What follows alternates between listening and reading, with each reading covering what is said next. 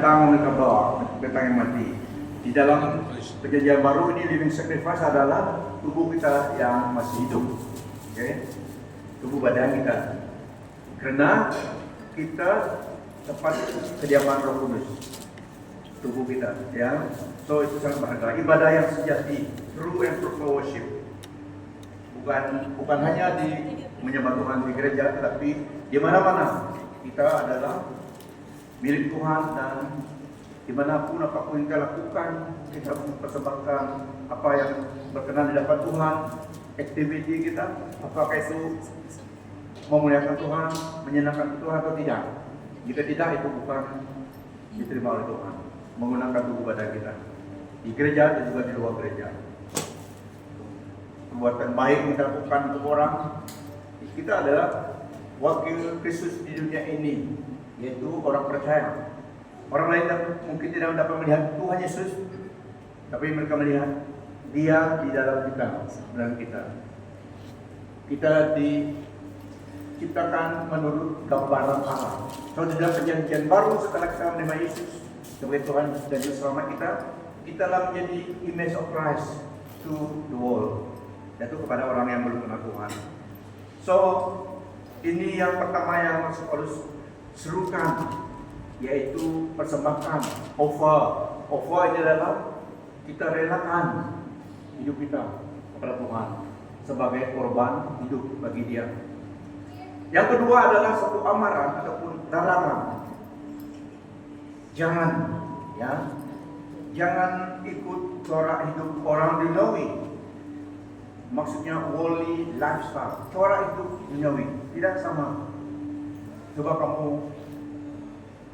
saya percaya kita semua paham. Karena kita, especially kita yang dewasa, yang telah bekerja, di dalam marketplace kita campur dengan orang. Memang corak kehidupan lifestyle hidup orang duniawi yang tidak kenal Tuhan berbeda. Mereka tidak kenal Tuhan dan kehidupan mereka berbeda. Timba camp. Kalau kamu belum pernah kerja timba camp dulu, itu campur dengan orang. Memang banyak ragam lifestyle orang dan personality orang. Karena itu corak kehidupan mereka, kepercayaan mereka pun lain. Nah, waktu Sabah Kota dulu, dan kami makan di tempat kantin, ya, kantin ada tukang masak, ada kantin di situ, tapi kita beli pakai buku 555, 35, ada satunya, ada satunya. Nah, itu pun dah tipu kita. Yang ditulis ini jumlahnya 200, utang kita beli barang di situ, di dalam buku besar boleh jadi 250. Jadi yang mana kita ikut. Dan kita makan di tempat itu, ada tukang masak, kita makan itu. Jadi kita makan di kedai kantin, ada yang tukang masak, kita makan bersama-sama. Jadi pada pagi satu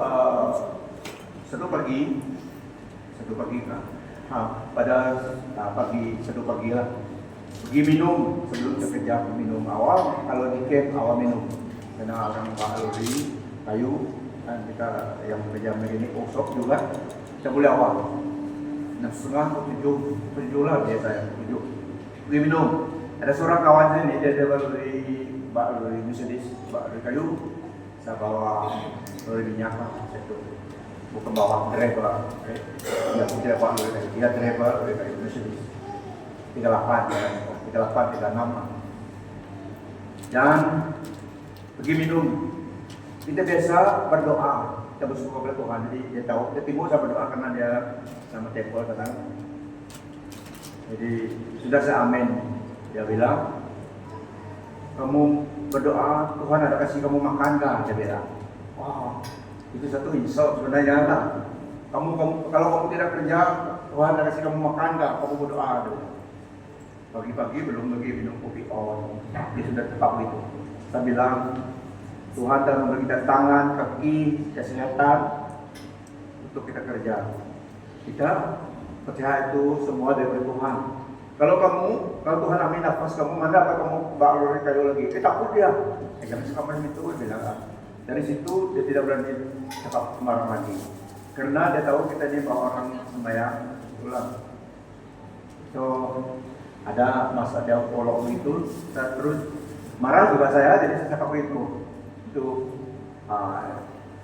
memang marah. Siapapun tidak pandai marah, memang marah. Saya bilang, kamu jangan cakap sembarang, sebab kamu Tuhan ambil nafas kamu mati macam mana mau bekerja, diam, takut juga dia.